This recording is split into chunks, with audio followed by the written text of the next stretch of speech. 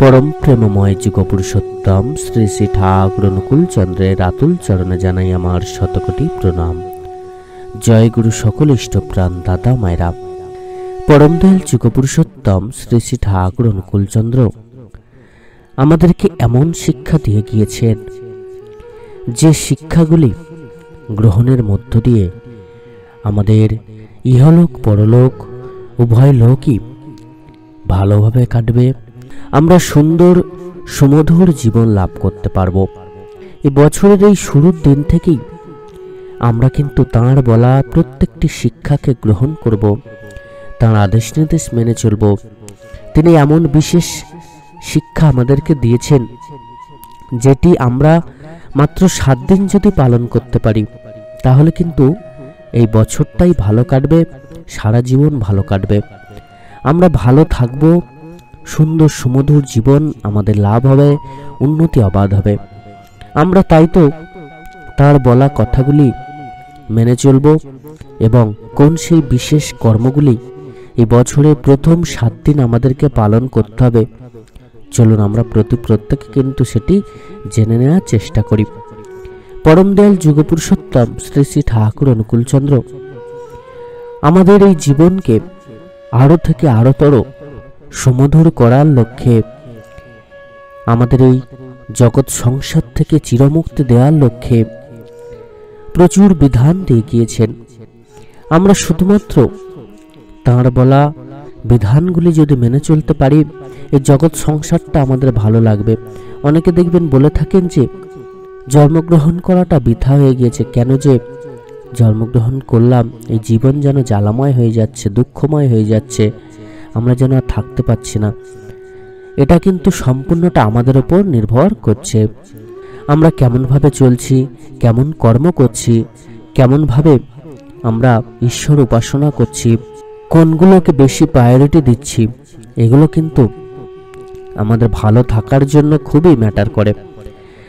তাই তো আমরা যেমনভাবে নিজেদেরকে রাখতে চাইব, সেইভাবেই কিন্তু আমরা ভালো থাকব, সুন্দর থাকব, সুমধুর থাকব। আমরা আমাদের জীবনকে প্রত্যেকেই ভালো করতে চাই। পরম দয়াল সবার প্রথম তাই বিধান দিলেন, ব্রহ্ম মুহূর্তে ঘুম থেকে উঠেই নাম জপ ইষ্টভৃতি পালন করার। আমরা প্রত্যেকেই তাই ব্রহ্ম মুহূর্তে ঘুম থেকে উঠে নাম জপ ইষ্টভৃতি পালন করব। এই ইষ্টভৃতি করার সময় মনের মধ্যে থেকে সকল প্রকার অহংকারকে ত্যাগ করতে হবে, সকল প্রকার আশা, সকল প্রকার চাওয়া পাওয়াকে দূরে রেখে দিতে হবে। আমরা কোনো রকম চাওয়া পাওয়া মনের মধ্যে না রেখে নিঃস্বার্থভাবে পূর্ণ ভক্তিবারে শ্রদ্ধাভরে পরম দয়ালের আদেশ মেনে ইষ্টভৃতি করব। আর এই ইষ্টভৃতি করার মধ্য দিয়ে আমাদের যে কত বিপদ কাটবে তার কিন্তু ইয়ত্তা নেই। এরকম হাজার হাজার বিপদ, এরকম হাজার হাজার ব্যাপার আপনার সামনে বা আপনার সাথে ঘটে যাবে। আপনারা কিন্তু একটু যদি উপলব্ধি করার চেষ্টা করেন তো বুঝতে পারবেন। এই ইষ্টভৃতি এমন একটি মহান অস্ত্র, যেটি আমরা যদি ঠিকভাবে পালন করতে পারি, বড় বড় বিপদ আপদ ফাঁড়া সমস্ত কিছুই কিন্তু চলে যাবে। শ্রীমদ্ ভগবদ গীতায় পুরুষোত্তম শ্রী ভগবান শ্রীকৃষ্ণ বলেছেন যে আমাকে না দিয়ে খায় সে চোর।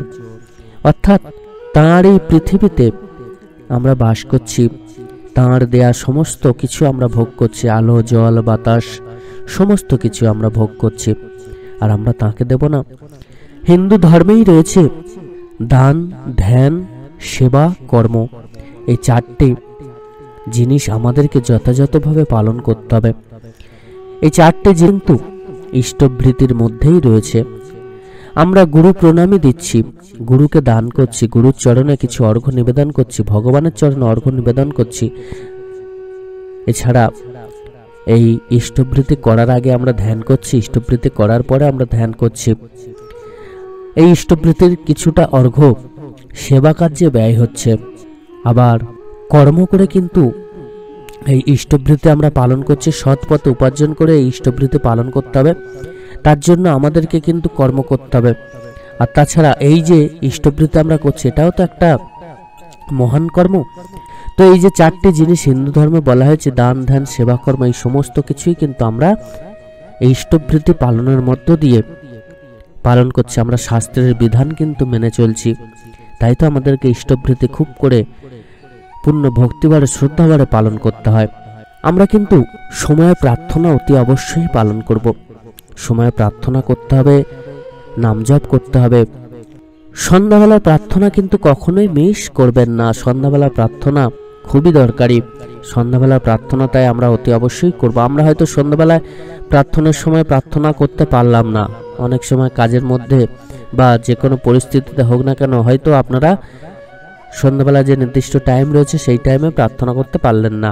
যখনই সময় পাবেন, রাত্রেবেলা ঘুমোতে যাওয়ার আগে পর্যন্ত যখনই সময় পাবেন তখন কিন্তু প্রার্থনা করবেন, প্রার্থনা মিস করবেন না। আমরা যদি সবসময় পরম দয়ালের নাম ধ্যান করি, তাঁর চিন্তা করি, তাঁর বলা আদেশ নির্দেশগুলি মাথার মধ্যে আমরা যদি ঘুরপাক খাওয়াই, আমরা যদি সেই কথাগুলো নিয়ে চিন্তা করতে থাকি এবং কিভাবে সেটা সম্ভব হবে সেটা নিয়ে যদি আমরা ভাবতে থাকি, তাহলে দেখবেন আমাদের ভাবনা চিন্তা সৎ হবে, আমরা সহজে ভালো থাকব, আমরা সহজে তাঁর আশীর্বাদ লাভ করব। যত বেশি পারবেন দান ধ্যান করার চেষ্টা করবেন, নিঃস্বার্থভাবে মনের মধ্যে থেকে সকল প্রকার অহংকারকে ত্যাগ করে দান ধ্যান করবেন। তাহলেই দেখবেন সমস্ত কিছু আপনারা লাভ করতে পারবেন। তাহলেই দেখবেন আপনারা জীবনকে ধন্য করে তুলতে পারবেন।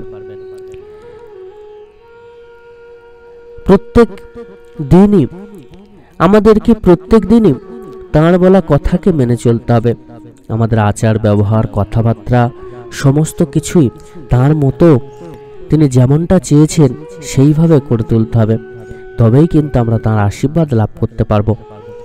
অনেকে আছেন দেখবেন কর্মকে যথাযথভাবে পালন করেন না, আর সমস্ত কিছু কিন্তু করেন, সৎসঙ্গে যাচ্ছেন, সাদা পোশাক পরছেন, কিন্তু আসল যে কর্ম সেই কর্মটা ঠিকভাবে পালন করছেন না। তাহলে কিন্তু হবে না। কর্ম আগে, তারপর সমস্ত কিছু আপনারা পালন করুন। কর্ম যদি না করেন তাহলে সমস্ত কিছুই কিন্তু ফিকে হয়ে যাবে। তাই তো আমাদেরকে কর্ম করে চলতে হবে, তাঁর বলা প্রত্যেকটা আদেশ নির্দেশকে মেনে চলতে হবে। আমাদেরকে পরম দয়ালের যে পঞ্চনীতি, এই পঞ্চনীতি যজন যাজন ইষ্টভৃতি সস্তায়নী সদাচার, এই পঞ্চনীতি কিন্তু যথাযথভাবে মানতে হবে। তবেই জীবনের প্রকৃত উন্নতি সাধিত হবে। এছাড়া জীবনের প্রকৃত উন্নতি আবারও আসবে যখন আমরা যারা ব্যবসা করি, ব্যবসার যে পঞ্চনীতি রয়েছে সেগুলি যদি আমরা মেনে চলি। যারা চাকরি করেন তারা যদি ঠিকভাবে পরম দয়ালের প্রত্যেকটা আদেশ নির্দেশকে মেনে চলেন, তাহলে দেখুন অর্থের অপচয় হবে না, অর্থ জমতে থাকবে এবং আপনার ইনকাম যেমন, সেই তুলনায় কিন্তু আপনি অনেক উন্নতি করতে পারবেন। পরম দয়াল যে বিধানগুলি দিয়েছেন, দেখুন আমাদের সবথেকে বেশি অর্থ অপচয় তো আমাদের নিজেদের ভুলের কারণেই হয়। ভুলভাল ডিসিশন নিই, ভুলভাল জিনিস গ্রহণ করি, ভুলভালভাবে চলি, তার জন্যই অর্থের অপচয় হয়। তার জন্যই আমরা ইনকাম করলেও সেই ইনকাম সঞ্চিত হতে পারে না বা আমরা উন্নতি করতে পারি না।